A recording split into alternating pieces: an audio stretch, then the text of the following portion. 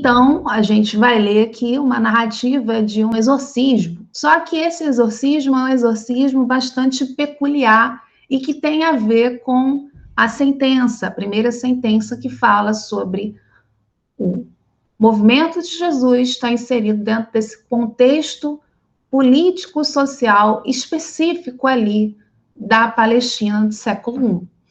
Então, nesses versículos é dito o seguinte: com efeito, Jesus disse: sai deste homem, espírito impuro. E perguntou-lhes: qual é o teu nome? Respondeu: Legião é meu nome, porque somos muitos. E revogara-lhe insistentemente que não vos mandasse para fora daquela região. Ora, havia ali, pastando na montanha, uma grande manada de porcos. Rogavam-lhe, então, os espíritos impuros, dizendo: manda-nos para os porcos, para que entremos neles. E ele o permitiu. E os espíritos saíram, entraram nos porcos, e a manada, cerca de 2.000, se arrajou no precipício abaixo e se afogaram no mar.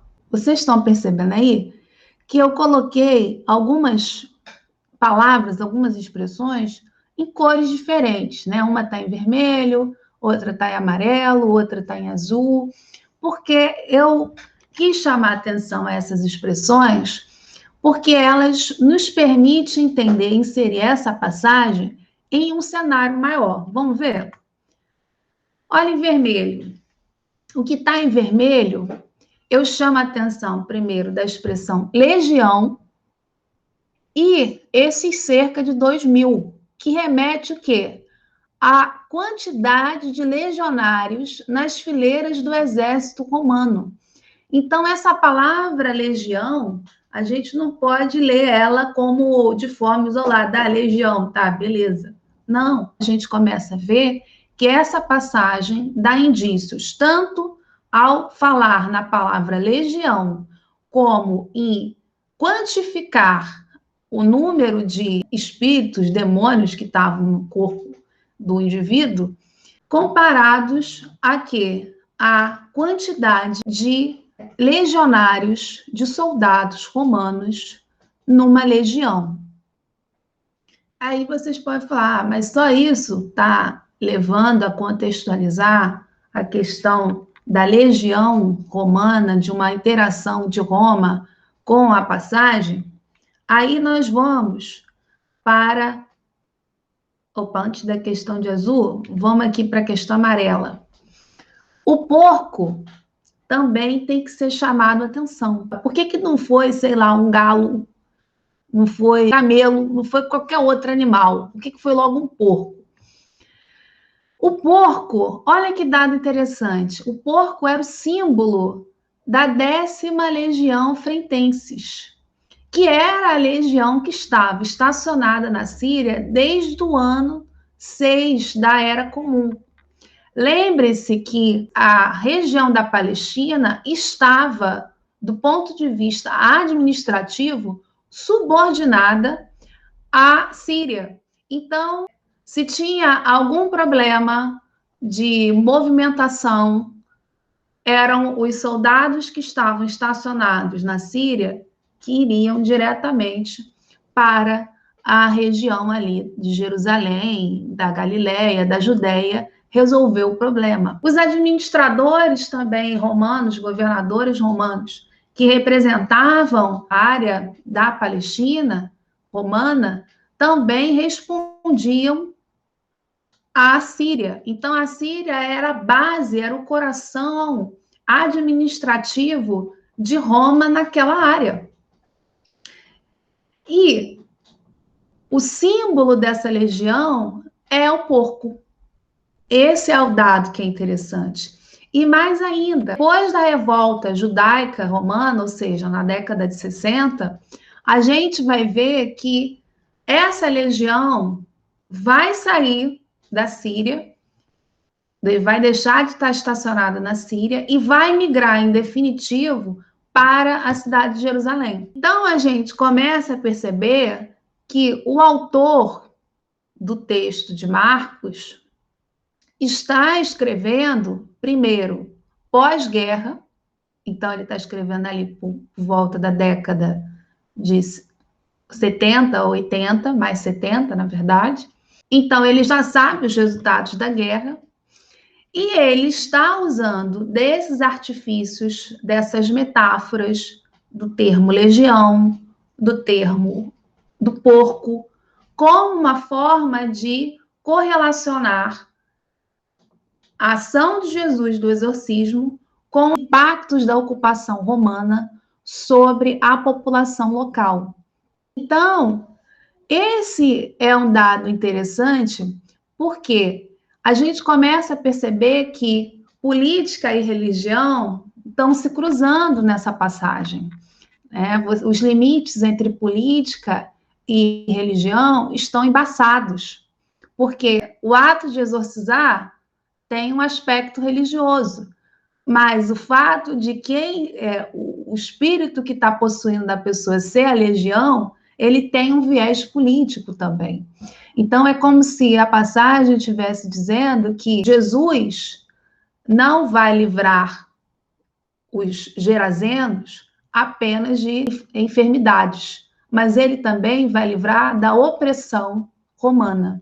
E seria essa opressão romana que estaria deixando a região de Gerasa impura. Também quando fala que o espírito é impuro, porque, em grande medida, essa autoridade romana não é reconhecida como legítima pelos judeus, pelos camponeses judeus ali estabelecidos.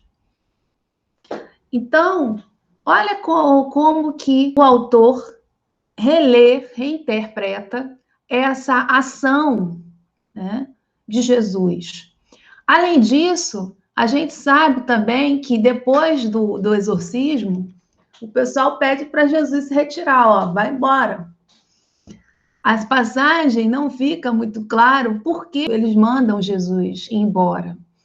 Mas, certamente, e aí a gente tem diferentes comentários a essa passagem dizendo isso, que as razões para os gerazenos terem mandado Jesus embora é a preocupação do impacto político que isso poderia ter na região. Uma vez que Jesus está falando, região, aqui você não fica. E por não ficar, então, isso poderia ser entendido como uma espécie de agitação popular contra a ocupação romana. Então, eles pedem para que Jesus vá embora para não ter maiores dores de cabeça. Mas ainda há um terceiro ponto aqui nessa passagem, que é o que está em azul, em que ele vai dizer que esses porcos saíram correndo depois que a legião passou para eles. Só que eles acabam caindo do precipício e se afogam no mar. Só que, nesse aspecto, a passagem é um pouco estranha, né? Porque eles teriam esses porcos, se a gente for pegar o pé da letra, ter que percorrido 10 quilômetros, pelo menos, até encontrar o Mar da Galileia, que é o mar mais próximo. John Pimeia, por exemplo, afirma que essa passagem poderia ter sido um acréscimo a posteriori, ou seja, que vem bem depois da redação dessa passagem, ou que, e isso é o que é mais provável, na verdade, se a jogar no mar, seria um possível paralelo com Moisés, com a narrativa da saída do Egito. Se atentem a esse paralelo com Moisés, porque isso é muito forte dentro dos textos sinóticos. O tempo todo nós temos referências. Lembrem-se da abertura do Evangelho de Mateus. O Evangelho de Mateus já abre descrevendo uma verdadeira chacina. E essa chacina tem os ecos com a narrativa de nascimento de Moisés. Então, isso não pode ser visto como um mero detalhe. Essa preocupação em colocar Jesus como um novo Moisés, ela é muito recorrente. Agora, não foi exclusiva de Jesus. Teudas também vai ser apontado como esse novo Moisés. É interessante perceber que os candidatos proféticos / messiânicos desse contexto do século I, tal como Jesus, também vão ser apontados como novos Moisés. E aí, esse apontamento vem no quê? Vem nos paralelos de ações, vem no paralelo de ditos, e por aí vai. Mas, seguindo. Então, há alguns dados ainda complementares que nos ajudam a entender por que essa passagem tem impactos políticos. Ela não é uma mera narrativa de exorcismo. E que, logo estrategicamente, ser Gerasa / Gadara. Primeiro que, durante a revolta judaica, Gadara e Gerasa foram destruídas pelos romanos. Totalmente destruídas, arrasadas. José estimou a morte de cerca de 15 mil judeus mortos, que foram perseguidos até o Jordão por Plácido. Muitos se atiraram ao mar e morreram afogados, e foram feitos cerca de 2.200 prisioneiros. Por mais que esses números, vocês podem falar assim, mas esse número é preciso, por mais que seja uma estimativa, ela não pode ser ignorada no sentido de que o que os romanos fizeram durante todo o momento que estiveram dentro do território judaico foi isso aí. Agora, reparem também que a gente também tem aqui a ideia de se jogar ao mar. Então, o Crossan, com relação à ideia dos porcos correndo e se atirando ao mar, ele observa que pode ser essa segunda possibilidade também. Então, além do paralelo com Moisés, também seria o quê? Em que em Jesus, a partir da instauração do reino, há uma inversão. Quem morre, quem é atirado ao mar, não são mais os judeus, mas são esses impuros, que seriam os romanos, que estariam ocupando o território judaico.